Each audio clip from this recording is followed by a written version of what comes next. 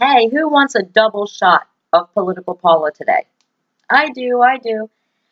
Okay, so I mentioned a Florida statute that I hadn't read yet, and now I know why I didn't read it. Because I just read it. And if you thought my eyes were a little strange this morning on my show, I will tell you this. I'm glad I don't live in Statham, Georgia. My eyes are buggy. I noticed it when I saw the replay of the video. My eyes are watery, my nose is a little stuffy, I'm coughing. The pollen is very high here. And about an hour ago, I took 2 Benadryl. And I did some nasal spray up my nose. I have no idea what ingredients are in the Benadryl. But I bet they are listed on the controlled substances in Florida statute 316.193, but actually there's a sub-statute, which I shared with you on my timeline. It's 893 or 8 something something. I'm not on the Facebook right now, and there is a list of any chemical substance, and the list is extensive. I don't know how the police officers can actually memorize all of it. I know one of them was acetone, and that's a big one, and it's a strange one because if you inhale acetone, you are considered driving under the influence in Florida. And let me tell you one thing I know about acetone, and I know this because I used to be a diva girl who got her nails done on a regular basis. Acetone is an ingredient that is in nail polish remover. Now, you may say, well, I don't drink nail polish remover, at least I hope none of you do, but remember, all you have to do is inhale it. Now, what about someone who works at a nail salon? Someone who is constantly taking nail polish off of people's nails, using chemicals in their job, and they are inhaling them, and they put their key in the car, and someone like Officer Mark Lofton in Statham, Georgia, stops them.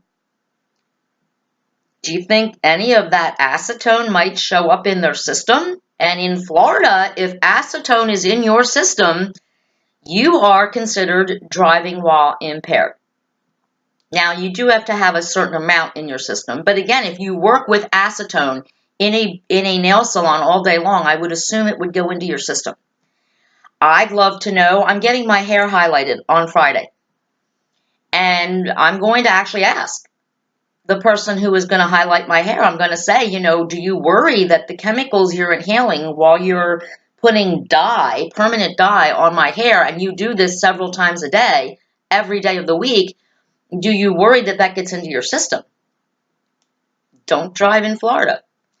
So look, I can't read you the statute. I thought when the person I interviewed yesterday shared this statute with me, I could read it to you, but I can't read it to you because it literally is pages and pages, and then there are subtitles, and there are other chapters. Read chapter this, read chapter that. So I posted, I thought was something that you guys should know, and it's on my timeline, and I hope you will look at it. It's important if you take medication and you plan a trip to Florida anytime soon. This is the Florida statute. But you also, if you live in Pennsylvania or you live anywhere, you might want to look up your statute in your state. And it's not hard to find. You're going to have to dig a little bit because the main statute is basically, first it comes up with what is a DUI, what can you get arrested for, what is the penalty for DUI. That's all. We know that. We already know that because we know innocent people who are dealing with these consequences. But what we didn't know was what actually constitutes a controlled substance other than alcohol. So forget alcohol, forget an alcoholic, forget beer, forget wine, forget rum. Look at the ingredients, and they're alphabetized for you, for your convenience. But there are literally hundreds of them. Hundreds. And 99.9% of them I can't pronounce. But I bet you dollars to donuts and I would love for some of you who are on prescription medication to check your ingredient label of what is in even something you buy over the counter like Benadryl. Check and see if one of those ingredients is on that list. And if it is, don't go to Florida and don't rent a car and don't drive in Florida. Don't drive in Statham, Georgia either, because remember, Officer Mark Lofton is still on the job. He just was reprogrammed. He went back for more schooling. But he's still on the job, and his wife is probably still drinking and driving and getting away with it. I actually had a fun game that I'd like to challenge any of you to play at a party sometime. It doesn't have to be a drinking party, just a party, just for shits and giggles. Completely anonymous game. Because we all know that teenagers, they do farm parties. It's called a farm party. And what they do is they steal their parents' prescriptions and throw them all in a basket, and you just pick and choose the drugs you feel like trying tonight. It's not a great idea. Don't do it. I have a better idea for a drinking game.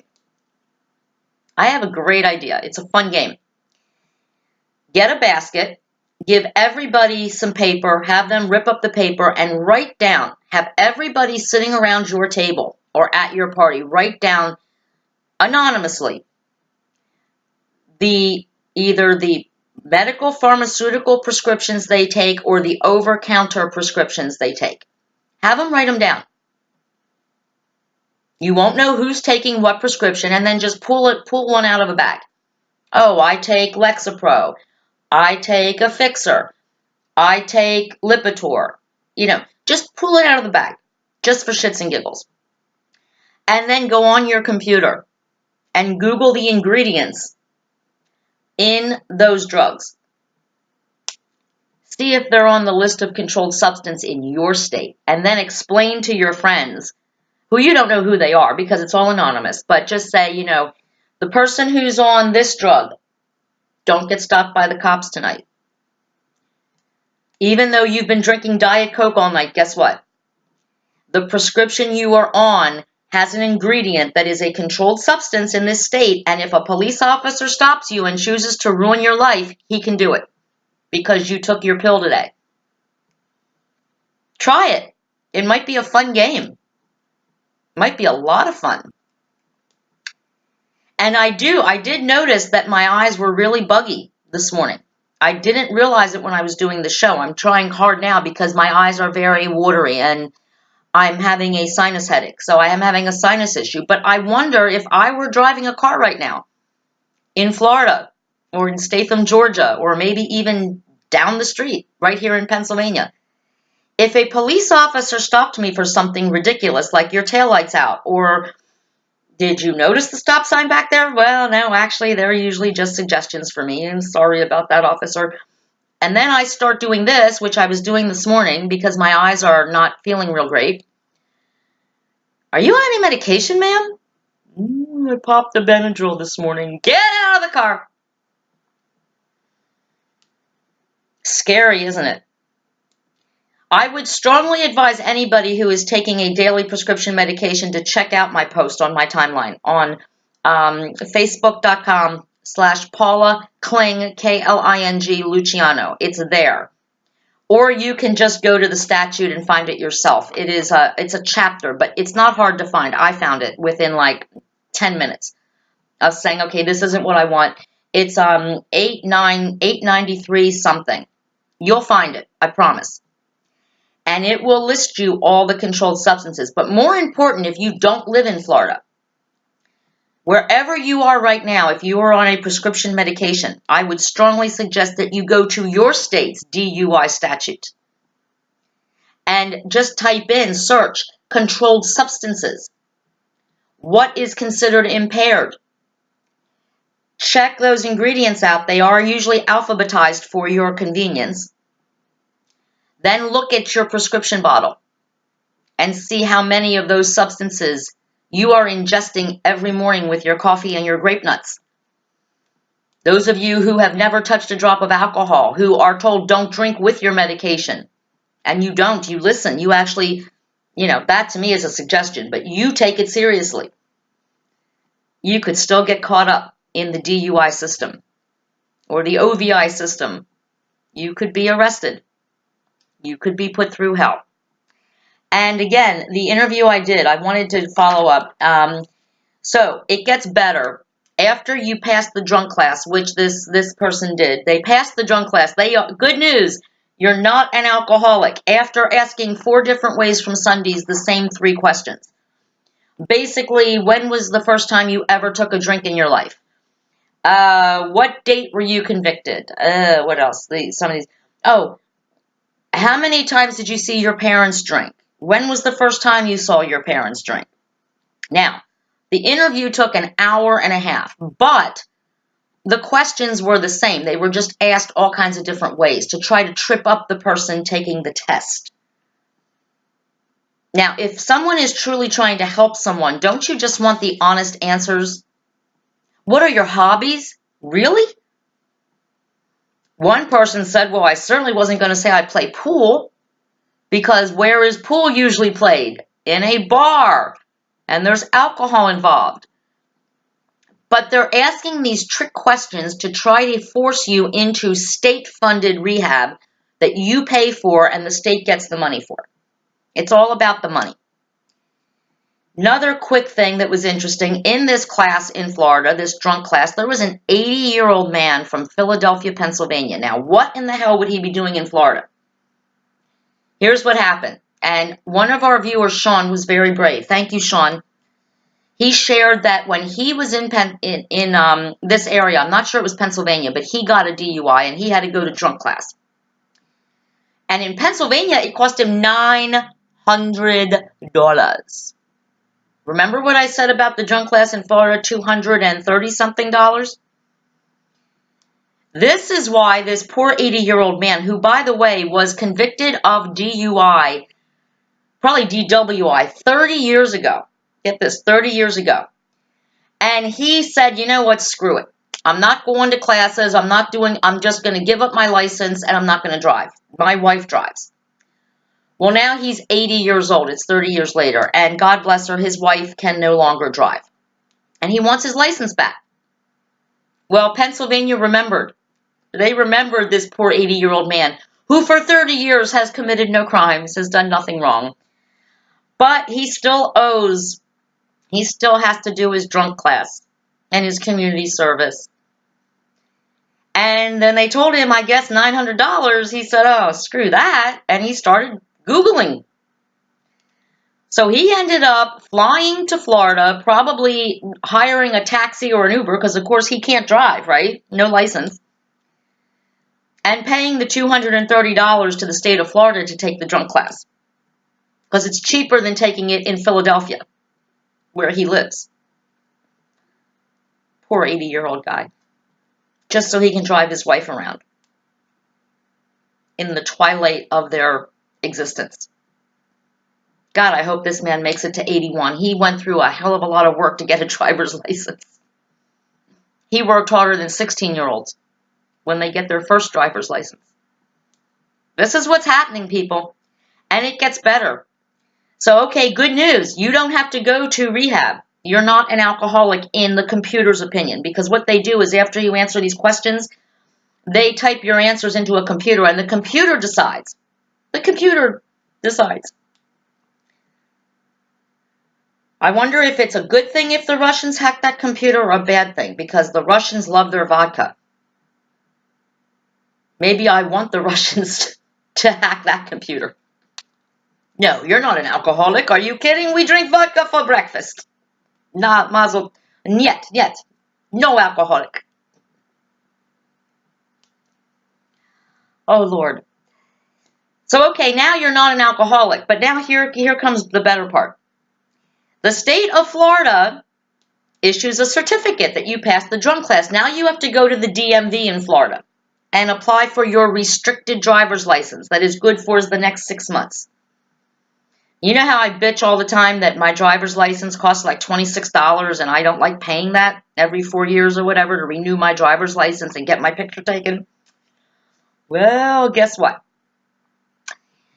one of my sources went to the DMV to get her restricted license, which means she can only drive if it continues her lifestyle. Now, this is funny, too.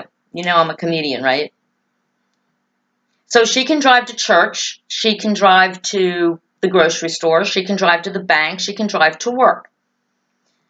Basically, the statute says you can drive on a restricted license to do anything that will maintain your lifestyle.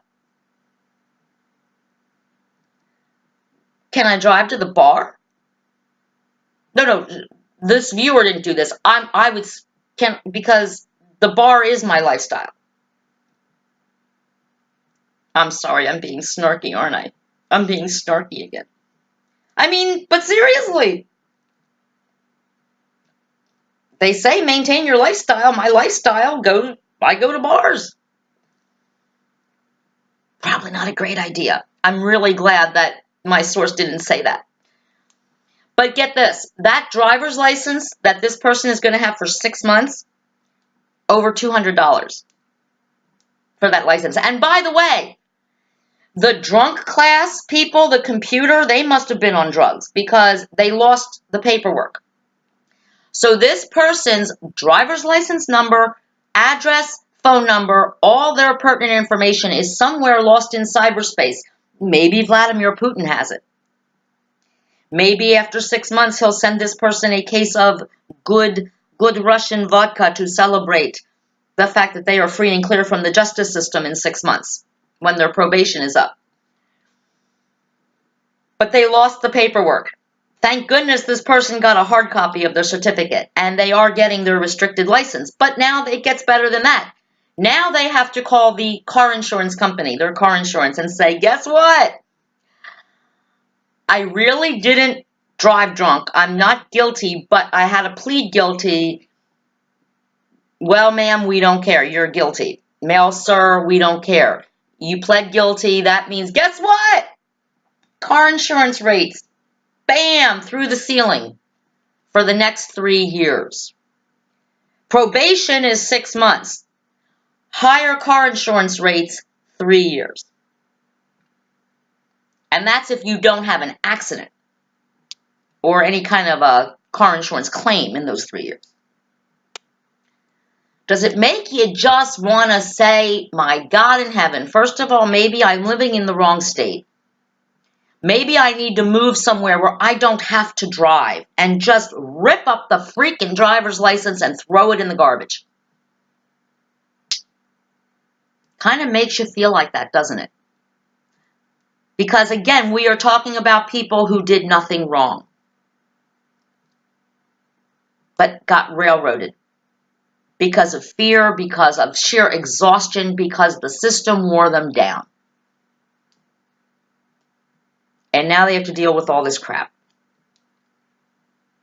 This actually could be a very good lesson for those of you who actually do really drive drunk. Think about it the next time you do it. If they can convict an innocent person, they will for sure convict you.